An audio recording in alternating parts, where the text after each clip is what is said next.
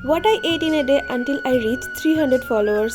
Hello everyone, আমি সঙ্গীতা। তোমরা সকলে কেমন আছো? তো অনেক দিন ধরেই ভাবছিলাম এই সিরিজটা স্টার্ট করব, কিন্তু হয়েই উঠছিল না। যাই হোক, দিনটা শুরু করলাম এক গ্লাস চিয়া সিড দিয়ে।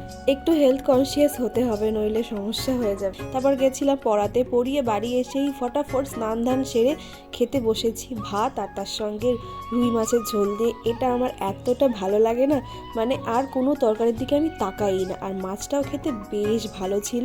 খেয়ে দিয়ে গেলাম পড়তে, আর পড়তে গিয়ে একটা কেক খেয়েছিলাম, যেটার ক্লিপ আমি নিইনি। আর 3:30 নাগাদ বাড়ি এসে আগের দিন শিউরিবাস থেকে যে খই এনেছিলাম ওটা নিয়েই বসেছিলাম, বেশ ভালো লাগে।